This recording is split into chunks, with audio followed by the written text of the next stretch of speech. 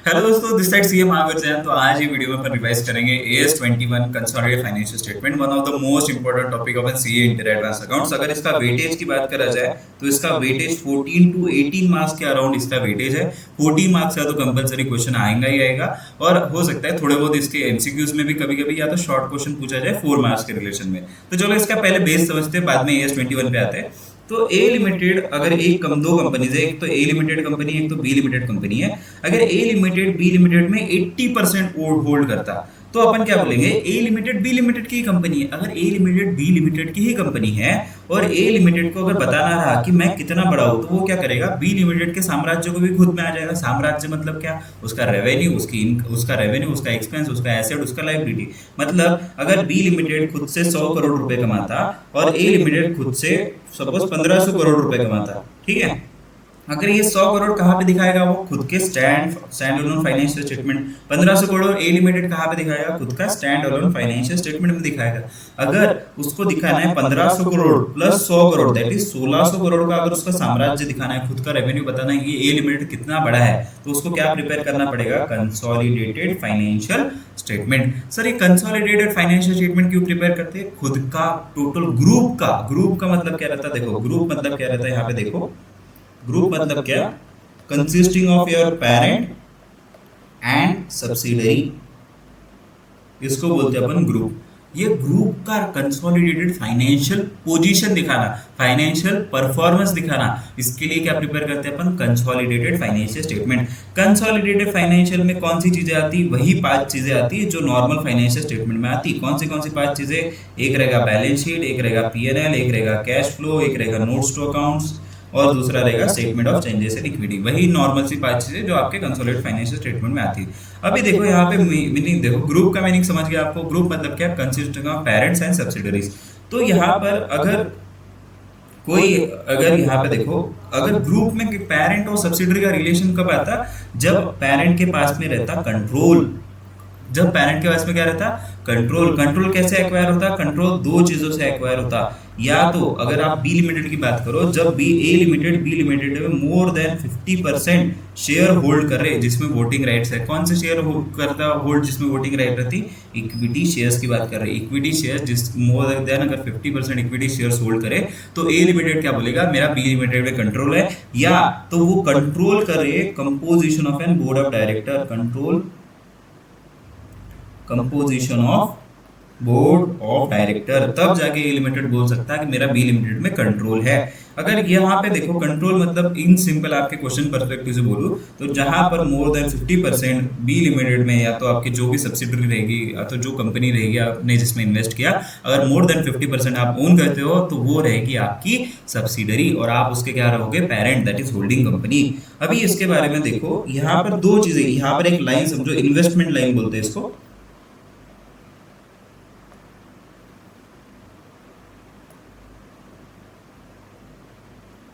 ठीक है, अभी एक रहता, ये है इन्वेस्टमेंट लाइन शेयर होल्डिंग के बेस पे, ठीक है।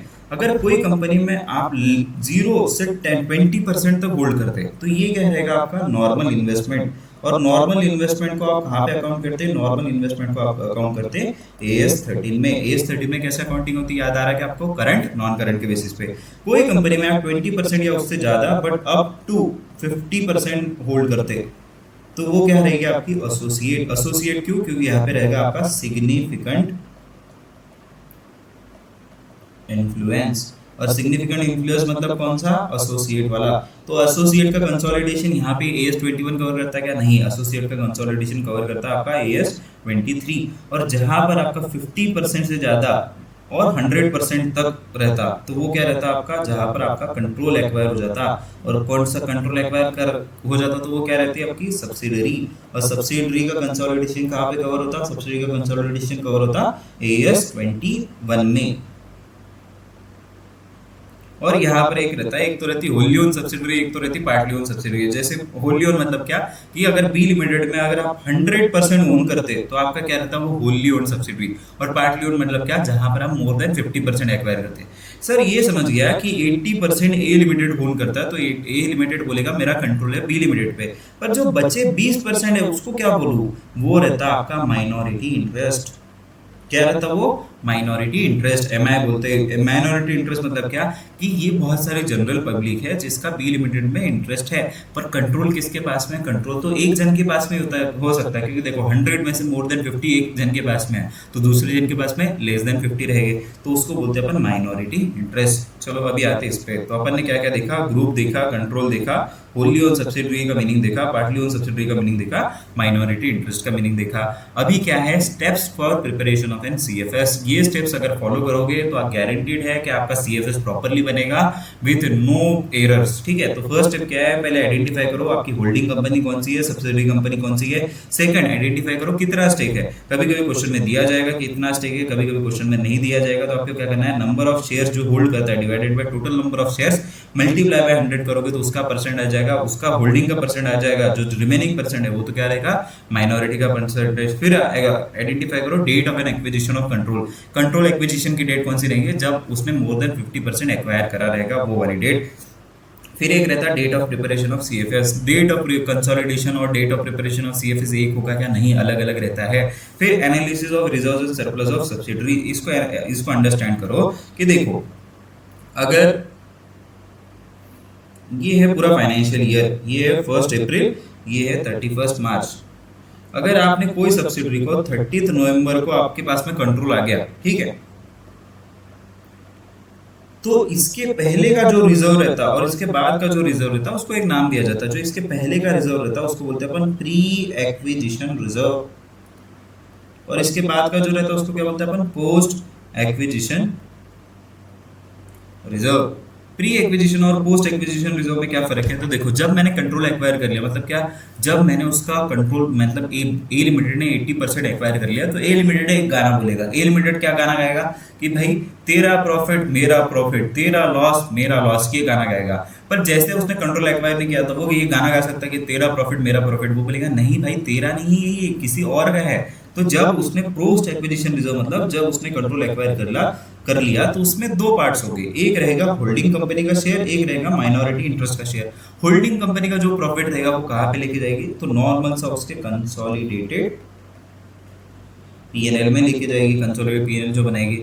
माइनॉरिटी इंटरेस्ट क्या करेगा, माइनॉरिटी इंटरेस्ट खुद के वैल्यू में लेके जाएगा। क्यों, क्योंकि देखो यहाँ पर जो अपना कंसोलिडेशन होता है ना, ऐसा नहीं रहता। फॉर एग्जांपल जैसे मैंने बोला था कि ए लिमिटेड का 1500 करोड़ का रेवेन्यू है, बी लिमिटेड का 100 करोड़ का रेवेन्यू है, तो ए लिमिटेड बोलेगा देख भाई 100 करोड़ है ना, 100 करोड़ में से सिर्फ 80 करोड़ मेरे नाम पे है। कैसे 80 करोड़, क्योंकि मैं 80% एक्वायर, 80% होल्ड करता, तो तेरे में शेयर, तो 80 करोड़ प्लस 1500 करोड़, 1580 करोड़ दिखाऊंगा। ऐसा नहीं है। AS21 क्या बोलता है, आपको पूरा 1600 करोड़ दिखाना है। वो बोलता है अरे 1600 करोड़ मैं तो ओन नहीं करता, जो 20% मैं नहीं ओन करता उसको क्या दिखो, तो AS21 बता दो, उसको लायबिलिटी दिखा दो ना, माइनॉरिटी इंटरेस्ट बता दो उसको। माइनॉरिटी इंटरेस्ट बता दोगे तो आपने पूरा 100% लिया, मतलब क्या, एसेट आपने पूरे 100% लिए।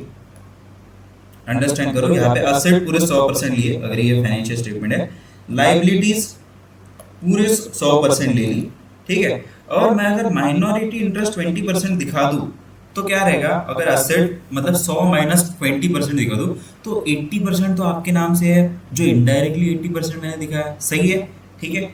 अभी अंडरस्टैंड करो, ये अंडरस्टैंड हो गया आपका कि पोस्ट एक्विजिशन रिजर्व में कंसोलिडेशन में ये होल्डिंग के कंसोलिडेटेड प्रॉफिट में जाता, माइनॉरिटी के वैल्यू में चले जाता। वही अगर प्री एक्विजिशन की बात करो तो यहाँ पर भी दो हिस्से हो गए, यहाँ पर एक रहेगा होल्डिंग का, एक रहता माइनॉरिटी इंटरेस्ट का। माइनॉरिटी इंटरेस्ट का आपको तो पता है, माइनॉरिटी इंटरेस्ट का उसके वैल्यू में चले जाता।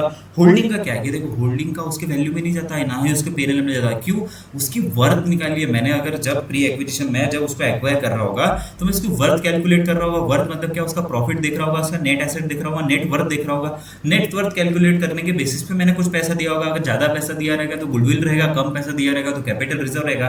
तो ये मेरा वर्थ कैलकुलेशन में आएगा। वर्थ मतलब यहाँ पे बोलते हैं अपन कॉस्ट ऑफ कंट्रोल के डिडक्शन में आएगा।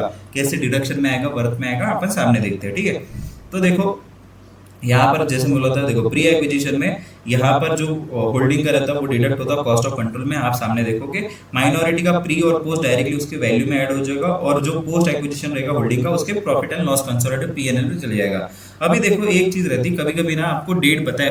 अभी अपन ने क्या बोला था क्वेश्चन में कि आपने 30 सितंबर को एक्वायर किया, उसकी बात चल रही है। अरे 30 सितंबर को अगर मेरे को रिजर्व्स एंड सरप्लस का बाइफरकेशन दिया रहा कि रिजर्व्स एंड सरप्लस 30 सितंबर को ये है तो ठीक है। अगर मेरे को यहाँ पर रिजर्व्स एंड सरप्लस दिया और यहाँ पर रिजर्व्स एंड सरप्लस दिया और यहाँ की इंफॉर्मेशन नहीं दिया, तो मेरे को क्या करना पड़ेगा, टाइम प्रोपोर्शनेट बेसिस पे रिजर्व्स एंड सरप्लस को डिवाइड करना पड़ेगा। मतलब क्या कि अगर 1 लाख का प्रॉफिट पूरे साल में आपने कमाया, तो अगर यहाँ पर 6 मंथ है और यहाँ पर 6 मंथ है, मतलब क्या 1:1 का रेशियो है, तो आप क्या करोगे, 1 लाख के प्रॉफिट में 50,000 का प्रॉफिट बताओगे प्री एक्विजिशन, 50,000 का प्रॉफिट बताओगे पोस्ट एक्विजिशन रिजर्व। ओके, फिर अपना बात आता है अगर जनरल रिजर्व के बारे में अगर कुछ भी इंफॉर्मेशन नहीं दिया क्वेश्चन में कि ये प्री है कि पोस्ट है, तो आपको अज्यूम करना है ये प्री एक्विजिशन रिजर्व है। फिर आपने आते most important consolidation adjustment. Consolidation adjustment में जब सब्सिडरी एक्वायर, जब पेरेंट एक्वायर करता सब्सिडरी को, तो वो डेट ऑफ एक्विजिशन को अगर पेरेंट को लगा कि इसके वैल्यू, इसके एसेट्स और लायबिलिटी, एसेट्स को रिवैल्यू करना है, तो वो रिवैल्यू कर सकता है क्या, यस।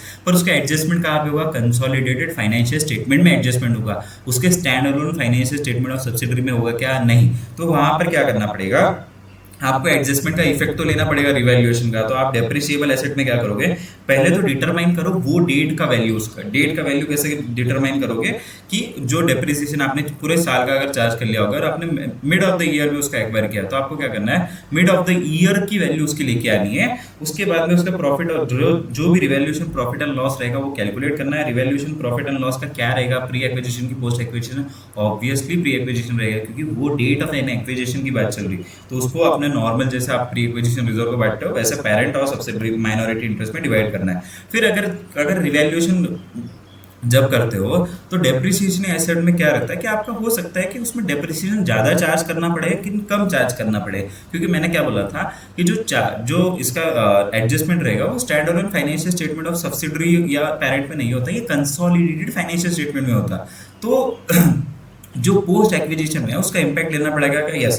तो आपको क्या करना पड़ेगा, डेप्रिसिएशन और रिवैल्यूड अमाउंट निकालो, डेप्रिसिएशन जो ओल्ड वैल्यू पे वो निकालो। अगर ये पॉजिटिव वैल्यू आता है तो आपको करना पड़ेगा एडिशनल डेप्रिसिएशन चार्ज। अगर ये निगेटिव वैल्यू आता है तो आपने जो एक्सेस डेप्रिसिएशन चार्ज किया है उसको आपको प्रॉफिट एंड लॉस में ऐड करना पड़ेगा, ठीक है। फिर आपको जो वैल्यू निकालनी है सीएफएस में कैसे वैल्यू निकालोगे, जो कैरिंग वैल्यू थी उसकी प्लस उसमें जो रिवैल्यूएशन प्रॉफिट एंड लॉस का जो भी इफेक्ट है प्लस एडिशनल डेप्रिसिएशन और जो एक्सेस डेप्रिसिएशन का जितना भी इम्पैक्ट है, तो ये वैल्यू आ जाएगी आपकी सीएफएस में।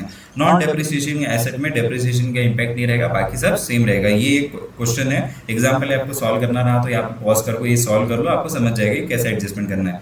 फिर अपना रहता डिविडेंड का एडजस्टमेंट। तो डिविडेंड में देखो एक रहता है प्री एक्विजिशन डिविडेंड, एक रहता है post acquisition dividend. Pre acquisition dividend जो आपने एस 30 में पढ़ा था, क्या करते हैं अपन, रिड्यूस करते हैं कॉस्ट ऑफ कंट्रोल में से, कॉस्ट ऑफ एक्विजिशन में से, कॉस्ट ऑफ इन्वेस्टमेंट में से, वही यहाँ पे कर रहे हैं। फिर पोस्ट एक्विजिशन को अपन उनकी ले जाते हैं पीएनएल में। तो अभी देखो adjustment of treatment of PNL में क्या होता है, तो ये देखो पहले तो अगर पोस्ट एक्विजिशन डिविडेंड का इंडिविजुअल बुक्स में देखो, सब्सिडरी के बुक्स में और होल्डिंग के बुक्स में एडजस्टमेंट देखो। सब्सिडरी के बुक्स में क्या एडजस्टमेंट होगा कि अगर उसने अकाउंटिंग कर ली तो बहुत ही अच्छा, अगर अकाउंटिंग नहीं की तो आपको पता है डिविडेंड कहाँ से देते हैं अपन, फ्री रिजर्व से, तो आपको रिजर्व उसके कम करने पड़ेंगे। होल्डिंग में आपको क्या करना पड़ेगा, सिर्फ उसका पीएनएल में इंपैक्ट लेके जाना पड़ेगा। सर यहाँ पे सीएफएस की तो बात करी नहीं, तो देखो यहाँ पे सीएफएस का आप लिख लो। सीएफएस में पहले तो अंडरस्टैंड करो, अगर डिविडेंड आपको पोस्ट एक्विजिशन मिल रहा है तो वो क्या है, आपका इंट्रा ग्रुप ट्रांजेक्शन है। इंट्रा ग्रुप ट्रांजेक्शन का आप सामने देखोगे तो क्या रहता है, इंट्रा ग्रुप ट्रांजेक्शन को आपको करना पड़ता एलिमिनेट कैसे करोगे कि जो पीएनएल में लेके गए उसको करोगे रिड्यूस, और जो इसके रिजर्व्स एंड सरप्लस में से जो आपने दिया था, मतलब उसमें रिड्यूस किया था, तो उसको करोगे ऐड, मतलब यहाँ से करोगे उसको माइनस और यहाँ से करोगे ऐड, ठीक है। फिर अपन बात करते हैं regarding treatment of pre acquisition. तो प्री एक्विजिशन में वही सब्सिडरी ने अकाउंटिंग किया तो बहुत ही अच्छा, नहीं किया तो रिजर्व्स में से माइनस करो। पर होल्डिंग का कभी कभी कंसेप्चुअली क्लैरिटी नहीं रहती होल्डिंग को, तो क्या करता है वो कभी कभी रॉन्ग अकाउंटिंग ट्रीटमेंट पीएनएल में लेके चले जाता। पर अपन ने क्या बढ़ा था कि प्री एक्विजिशन डिविडेंड को क्या करते हैं अपन, कॉस्ट ऑफ इन्वेस्टमेंट से माइनस करते हैं। तो आपने क्या करना पड़ेगा, अगर वो पीएनएल में लेके गया तो कॉस्ट ऑफ उसके पीएनएल में से रिड्यूस करके कॉस्ट ऑफ इन्वेस्टमेंट में से रिड्यूस करना पड़ेगा। अगर उसने अकाउंटिंग नहीं की तो डायरेक्टली कॉस्ट ऑफ इन्वेस्टमेंट से आप रिड्यूस करोगे, ठीक है। फिर अपने यहाँ पे एक एग्जाम्पल है, अगर सॉल्व करना होगा तो यहाँ पे देखो मैं पॉज करता हूँ, ये उसका एग्जाम्पल, ये उसका सोल्यूशन, ठीक है। फिर इंट्रा इंट्रा ग्रुप ट्रांजेक्शन क्या मतलब सब्सिडीज और पेरेंट के बीच में के ट्रांजेक्शन। तो यहाँ पे देखो मैंने एक एग्जांपल लिया, पेरेंट और सब्सिडी के बीच में जो भी ट्रांजेक्शन रहेंगे, भले यहाँ पे cell purchase, borrowing, loan, trade payable, trade receivable, तो उसको क्या करना है आपको फुल्ली एलिमिनेट करना है। फुल्ली एलिमिनेट करना है मतलब क्या कि पेरेंट के इसमें से भी माइनस करो, सब्सिडी के इसमें से भी माइनस करो। मतलब क्या, अगर पेरेंट के इसमें ट्रेड पेबल दिखाया हुआ, ट्रेड पेबल को माइनस करो, और सब्सिडी के इसमें ट्रेड रिसीवेबल दिखाया हुआ तो ट्रेड रिसीवेबल को माइनस करो। कौन से वाले, जो एक दूसरे के नाम पे एक दूसरे के साथ में ट्रांजेक्शन हुए वो वाली चीज। अभी सेल पर सेल, ये देखो यहाँ पे लिखा भी है एलिमिनेट इररेस्पेक्टिव ऑफ रियलाइज और नॉट रियलाइज। रियलाइज मतलब क्या कि देखो पेरेंट और सब्सिडरी में अगर सेल परचेज ट्रांजैक्शन हो रहा होगा और सब्सिडी के पास में फॉर एग्जांपल 100 क्वांटिटीज होगी, 100 क्वांटिटीज में से अगर उसने 80 क्वांटिटीज थर्ड पार्टी को सेल कर ली तो ये ग्रुप के बाहर सेल हुआ क्या? यस। तो ग्रुप के बाहर सेल को क्या बोलते हैं अपन? Realise profit. जो अनरियलाइज प्रॉफिट रहेगा वो कौन सी क्वांटिटी का रहेगा? 20 क्वांटिटीज का। तो 20 क्वांटिटीज जो अनसोल्ड है थर्ड पार्टी को, उसको क्या करना पड़ेगा? जो उसको बोलते हैं अपन अनरियलाइज प्रॉफिट। तो अनरियलाइज प्रॉफिट कहाँ पे रहेगा? या तो होल्डिंग में रहेगा या तो सब्सिडरी में रहेगा। होल्डिंग या सब्सिडरी में कैसे रहेगा? जिसने जिसको सेल किया, फॉर एग्जांपल अगर होल्डिंग ने सब्सिडरी को सेल किया तो सब्सिडी के इन्वेंटरी में होगा, और अगर सब्सिडी ने होल्डिंग को सेल किया तो होल्डिंग के इन्वेंटरी में होगा। तो आपको क्या करना है कि जिस पहले तो दो ही एडजस्टमेंट रहते हैं यहाँ पे, देखो कोई भी इररिस्पेक्टिव ऑफ होल्डिंग और सब्सिडरी, तो आपको दो एडजस्टमेंट करना है। पहले तो जिसके पास में प्रॉफिट बुक हुआ वो प्रॉफिट कम करो, और जिसके पास में इन्वेंटरी बुक हुई इन्वेंटरी कम करो, ठीक है। फिर अनरियलाइज प्रॉफिट में देखो दो type of unrealise profit of an inventory. तो यहाँ पे टाइप ऑफ ट्रांजैक्शन दो रहता है, एक तो रहता है अपस्ट्रीम ट्रांजैक्शन, एक रहता है डाउनस्ट्रीम ट्रांजैक्शन। अपस्ट्रीम ट्रांजैक्शन मतलब क्या कि भाई जो देखो ऊपर देखना, मतलब क्या सब्सिडरी होल्डिंग के पास में दिख रहा तो उसको बोलते हैं अपस्ट्रीम ट्रांजैक्शन। डाउनस्ट्रीम ट्रांजैक्शन मतलब क्या कि जब होल्डिंग सब्सिडरी को पास में दिख रहा तो उसको बोलते हैं डाउनस्ट्रीम ट्रांजैक्शन। तो ये दोनों भी केस में देखो अनरियलाइज इन्वेंटरी जो रहेगा, मैंने जो बोला कि एक तो इन्वेंटरी में एडजस्टमेंट रहता है, एक तो प्रॉफिट में एडजस्टमेंट रहता है। तो अगर अपस्ट्रीम ट्रांजैक्शन में जहां पे सब्सिडरी ने होल्डिंग को दिया तो प्रॉफिट किसने बुक किया? सब्सिडरी ने बुक किया। तो सब्सिडरी के प्रॉफिट में से रिड्यूस करो और होल्डिंग के इन्वेंटरी में से रिड्यूस करो। वही वाइस वर्सा डाउनस्ट्रीम ट्रांजैक्शन में जब होल्डिंग ने सब्सिडरी को दिया तो होल्डिंग के इन्वेंटरी में से कम करो और सब्सिडरी का जो रहेगा प्रॉफिट में से कम करो। कौन से प्रॉफिट में से? पोस्ट एक्विजिशन, क्योंकि ट्रांजैक्शन कब हो रहा? उसके बाद में ही ट्रांजैक्शन हो रहा। उसके बाद में देखो नॉन करंट एसेट के रिलेशन में भी सेम एडजस्टमेंट है, सिर्फ यहाँ पर जो डेप्रिसिएशन का एलिमेंट है। अगर देखो पेरेंट और सब्सिडी के बीच में ट्रांजैक्शन हुआ है इन रिलेशन टू, ऊपर देखा था गुड्स के रिलेशन में कि गुड्स सेल हो रहा, गुड्स परचेस हो रहा। बट अगर पेरेंट और सब्सिडी के बीच में ट्रांजैक्शन रिलेशन टू एसेट हुआ कि पेरेंट ने सब्सिडी का एसेट बेचा, तो अगर एसेट ज्यादा वैल्यू पे बेचा तो वो क्या रहेगा? प्रॉफिट एलिमेंट पे भी सब्सिडी अगर डेप्रिसिएशनिंग एसेट है तो डेप्रिसिएशन पे भी चार्ज करेगा वो, मतलब वो जो प्रॉफिट एलिमेंट है उस पर भी डेप्रिसिएशन चार्ज करेगा। मतलब क्या कि अगर होल्डिंग कंपनी सब्सिडरी कंपनी को 1,20,000 का कोई एसेट बेचा जो 1 लाख की वैल्यू पे था, तो अगर सब्सिडरी कंपनी 10% उस पर वैल्यू करती है, 10% डेप्रिसिएशन चार्ज करती है, तो डेप्रिसिएशन कितना चार्ज होगा? 12,000। पर कितना चार्ज होना चाहिए था? अगर प्रॉफिट एलिमेंट 20,000 का इंक्लूड माइनस कर दो तो 10,000 का चार्ज होना चाहिए था डेप्रिसिएशन। यहाँ पर जो 2,000 का जो डेप्रिसिएशन ज्यादा चार्ज किया तो उसका क्या करना पड़ेगा? आपको रिवर्स इंपैक्ट लेना पड़ेगा। देखो रिड्यूस फ्रॉम द पीएनएल, आपने जो डेप्रिसिएशन चार्ज किया था या तो ऐड बैक करो पीएनएल में रिड्यूस, और यहाँ पे रिड्यूस क्यों बोला? यहाँ पे एक्सेस, यहाँ पे रिड्यूस वाला बोला। आप क्या कर सकते हो? देखो अगर प्रॉफिट कभी कभी हो सकता है कि 1,20,000 पे भी ट्रांजेक्शन हो, 80,000 पे भी ट्रांजेक्शन हो, तो आपको क्या करना है? या तो प्रॉफिट एलिमेंट या तो लॉस एलिमेंट पे जो भी डेप्रिसिएशन चार्ज हो रहा है उसका रिवर्स इंपैक्ट लेना है, इन सिंपल। फिर uniform set of an accounting policies, ये तो आपको बहुत बार आपने सुना होगा। Uniform set of an accounting policies मतलब क्या कि अगर ग्रुप की जो अकाउंटिंग पॉलिसीज और सब्सिडरी की अकाउंटिंग पॉलिसी से डिफर कर रही है तो उसको उसका ट्रीटमेंट लेना पड़ेगा। इसके भी 2-3 अपने क्वेश्चन है मॉडल में, जो अपने क्वेश्चन बैंक में है कि अपन ने ट्रेड रिसीवेबल का क्वेश्चन दिखा था, अगर याद आ रहा होगा तो आपने इन्वेंटरी का क्वेश्चन दिखा था, ये वाली चीजें यहाँ पे आती। फिर treatment of subsidiary having the preference share, कुछ नहीं यहाँ पे सेम वाला क्यूमुलेटिव, नॉन क्यूमुलेटिव। क्यूमुलेटिव होगा तो एडजस्टमेंट ले लो, नॉन क्यूमुलेटिव होगा जब तक बात नहीं करी तब तक एडजस्टमेंट मत लो। अलाइनमेंट और रिपोर्टिंग डेट कुछ ज्यादा इंपॉर्टेंट नहीं है। फिर स्टेप नंबर 6 सबसे important step, calculation of goodwill और कैपिटल रिजर्व। तो देखो आपको क्या करना है, जितना आपने इन्वेस्ट किया माइनस उसकी वर्थ से माइनस करोगे, तो पॉजिटिव आया तो गुडविल, नेगेटिव आया तो कैपिटल रिजर्व। सर वर्थ मतलब क्या? देखो वर्थ मतलब क्या, जितना मैंने एक्वायर किया उसका शेयर एक्वायर करेंगे तो होल्डिंग कंपनी ने जितना शेयर एक्वायर किया शेयर की वैल्यू ले लो, जितना प्री एक्विजिशन डिविडेंड होगा तो वो माइनस कर लो यहाँ से, फिर उसके reserve pre acquisition reserve and surplus में जो इफेक्ट रहेगा उसका, मेरा जो होल्डिंग का शेयर रहेगा वो माइनस कर लो, और रिवैल्यूएशन रिजर्व में भी जो उसका वैल्यू रहेगा वो माइनस कर लो। सर ये प्री एक्विजिशन रिजर्व क्यों बोल रहे हैं? क्योंकि पोस्ट एक्विजिशन रिजर्व तो मैं आने के बाद में हुआ, मैं आने के पहले जो रिजर्व रहेगा वो क्या रहेगा? प्री एक्विजिशन रिजर्व, और प्री एक्विजिशन रिजर्व से ही उसकी वर्थ कैलकुलेट होगी, पोस्ट एक्विजिशन रिजर्व से उसकी वर्थ कैलकुलेट नहीं होगी। तो आपको क्या करना है, इन सिंपल अगर बताओ तो उसका शेयर कैपिटल प्लस अगर प्री एक्विजिशन रिजर्व कर लो, मल्टीप्लाई बाय जो भी होल्डिंग एक्वायर कर रहा, जो भी परसेंट एक्वायर कर रहा वो ले लो, माइनस जितना इन्वेस्टमेंट किया, तो वो आ जाएगा आपका गुडविल और कैपिटल रिजर्व। फिर माइनॉरिटी इंटरेस्ट की बात करें तो अपन ने share capital reserve and surplus जो भी प्री और पोस्ट रहेंगे उसकी वैल्यू ले ली, तो आ जाएगा माइनॉरिटी इंटरेस्ट की वैल्यू। फिर स्टेप माइनॉरिटी इंटरेस्ट को कहाँ शो करते हैं? तो देखो माइनॉरिटी इंटरेस्ट को बैलेंस शीट में अपन minority interest as a separately show करते हैं शेयर होल्डर फंड के नीचे, और प्रॉफिट एंड लॉस में देखो उसको अपन प्रॉफिट एट्रीब्यूटेड टू पेरेंट और माइनॉरिटी इंटरेस्ट में देखते हैं। फिर प्रिपरेशन ऑफ सीएफएस जो बैलेंस शीट और प्रॉफिट एंड लॉस कैसे बनाना है, तो देखो यहाँ पे नोट्स में, एक मिनट, तो देखो मैंने नोट्स में ना 2 पेजेस ज्यादा के दिए हैं जो अब बाद में आपके नोट्स में इनकॉर्पोरेट हो जाएंगे। तो देखो एक रहता consolidated PNL, consolidated balance sheet, और एक रहता कंसोलिडेटेड पीएनएल। ये 2 ही टाइप के क्वेश्चन पूछे जाते हैं और डिफरेंट रहेंगे। एक तो बैलेंस शीट का क्वेश्चन रहता है, एक तो पीएनएल का क्वेश्चन रहता है। बैलेंस शीट के क्वेश्चन में आपको क्या करना है, देखो अपन ने क्या बोला था, लाइन बाय लाइन कंसोलिडेशन रहता है जो AS 21 में फॉलो होता है। तो अगर पेरेंट की कुछ वैल्यू है पर सब्सिडरी की वैल्यू है तो उसको ऐड करके आती है कंसोलिडेटेड वैल्यू, पर कुछ एडजस्टमेंट रहता है। जैसे देखो कि अपन पहले बात करते एसेट्स की बात करते, ठीक है, तो आपको बाद में लायबिलिटी समझेगा। तो एसेट्स में क्या रहेगा, जो पेरेंट के एसेट्स है उनकी वैल्यू ले लो, माय प्लस सब्सिडरी के एसेट की वैल्यू ली, उसमें रिवैल्यूएशन एडजस्टमेंट लिया पीपीई के रिलेशन में, तो आ जाएगा कंसोलिडेटेड वैल्यू। बट यहाँ पर जो नॉन करंट इन्वेस्टमेंट है ना, ये इसको डायरेक्टली आपको माइनस करना पड़ेगा एडजस्टमेंट में। क्यों माइनस करना पड़ेगा? क्योंकि जो भी इन्वेस्टमेंट आपने किया है तो आप पेरेंट की बुक्स में क्या दिखाओगे, उसको एसएफएस में ऐसे इन्वेस्टमेंट दिखाओगे। तो इन्वेस्टमेंट को आपको यहाँ से रिड्यूस करना है, उसका इन्वेस्टमेंट को जो भी आप सब्सिडरी में इन्वेस्ट किया है, यहाँ पे आ जाएगा टोटल वैल्यू। अब यहाँ पे हो सकता कि भाई 1 लाख का इन्वेस्टमेंट है, उसमें से 80,000 सब्सिडरी के नाम पे इन्वेस्टमेंट थी, 20,000 अदर इन्वेस्टमेंट, तो आपको 80,000 ही माइनस करने पड़ेंगे। फिर नॉन करंट इन्वेस्टमेंट में कुछ नहीं, इन दोनों की वैल्यू ऐड कर लो तो आ जाएगा डायरेक्टली कंसोलिडेटेड वैल्यू।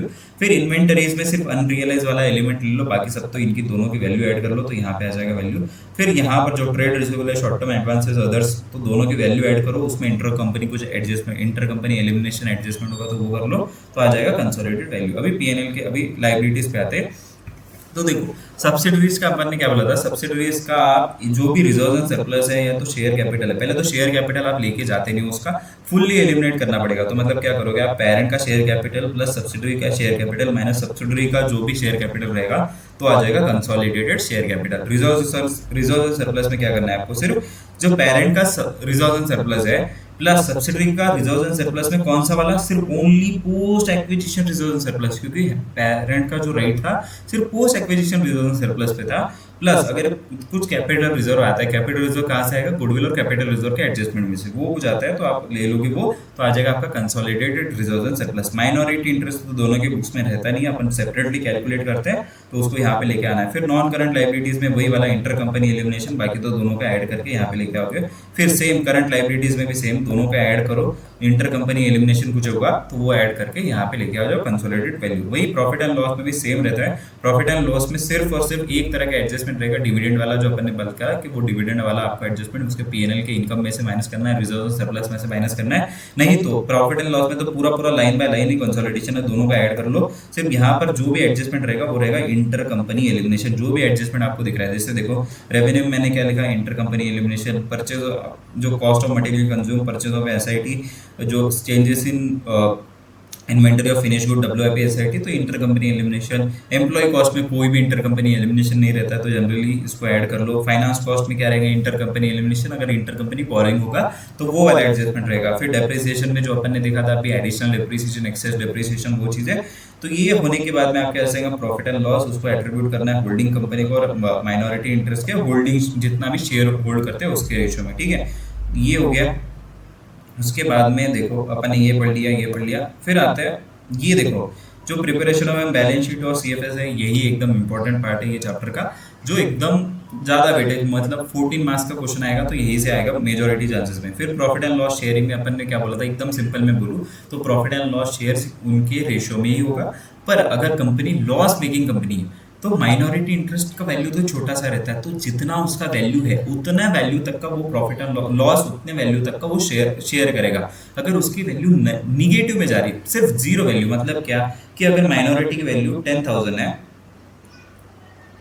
कि माइनॉरिटी के, एक मिनट ये इसकी चार्जिंग खत्म हो गई, तो माइनॉरिटी की इंटरेस्ट की वैल्यू 10,000 है, तो प्रॉफिट एंड लॉस लॉस जो एट्रीब्यूट हो रहा है उसको 20,000 का लॉस एट्रीब्यूट कर रहा है। तो क्या करोगे आप, सिर्फ 10,000 तक का ही लॉस माइनॉरिटी को दोगे। जो 10,000 एक्स्ट्रा माइनॉरिटी को लॉस बियर करना था, जो नहीं बियर कर पा रही क्योंकि उसका निगेटिव वैल्यू हो रहा, तो वो किसको दोगे, होल्डिंग कंपनी को लॉस बियर करना पड़ेगा माइनॉरिटी का। वापिस से सुनो, किसको बियर करना पड़ेगा, होल्डिंग कंपनी को बियर करना पड़ेगा। और ऐसे 7 से 8 क्वेश्चन अपन ने ऑलरेडी करे हुए हैं जहाँ पर होल्डिंग को बियर करना पड़ता, वहां पर क्या करना पड़ेगा, होल्डिंग दो चीजें करेगा, पहले तो लॉस बियर करेगा और उसका हिसाब करेगा कि कितना लॉस बियर किया। फॉर एग्जाम्पल, अब जैसे लॉस हो रहे 4-5 साल में, अगर होल्डिंग ने 2 लाख का लॉस बियर करा, तो जैसे ही प्रॉफिट आया तो माइनॉरिटी बोलेगा, ऐसा नहीं बोल सकता कि अब मेरा प्रॉफिट में मेरे को पार्ट दो, नहीं, माइनॉरिटी को क्या बोलना पड़ेगा कि भाई होल्डिंग जितना तूने मेरे ऊपर का लॉस बियर करा था पहले वो सेट ऑफ कर लो, उसके बाद में जो भी अगर प्रॉफिट आता है, फॉर एग्जांपल 2 लाख का तक का लॉस तूने बियर किया था ना, तो 2 लाख का लॉस, जब तक 2 लाख का लॉस रिकवर नहीं होता है तब तक तू प्रॉफिट ले ले, और जैसे ही रिकवरी होगी उसके बाद में अपन शेयर करेंगे, सिंपल। फिर ये था कि कंसोलिडेटेड फाइनेंशियल स्टेटमेंट कब नहीं बनाते, कंसोलिडेटेड फाइनेंशियल स्टेटमेंट तब नहीं बनाते जब दो चीजें रहती, एक चीज रहती कि जब कंट्रोल टेम्पररी रहता है या तो सीवियर लॉन्ग टर्म रिस्ट्रिक्शन रहते हैं जो रिगार्डिंग ट्रांसफर ऑफ फंड, जो अपन ने देखा था रिपैट्रिएशन के रिलेशन में रहता है। That's all. अपन ने 25 मिनट में पूरा सीएफएस पूरा रिवाइज कर लिया with detail, each and every detail. मेरे को नहीं लगता इससे ज्यादा कोई डिटेल में या तो इससे ज्यादा क्विक में आप सीएफएस को रिवाइज कर सकते होंगे। अगर आपको ये लेक्चर अच्छा लगा, do share this with your friends and everything and inform, अगर हो सके तो आपको लगता है कि अगर अच्छा है तो आप इसको बार बार देखो ताकि आपका, और सेव कर लो आपकी प्लेलिस्ट में ताकि बाद में आपको हेल्पफुल हो ये वीडियो से, ठीक है। That's all for today, thank you for listening this lecture, will meet on next revision.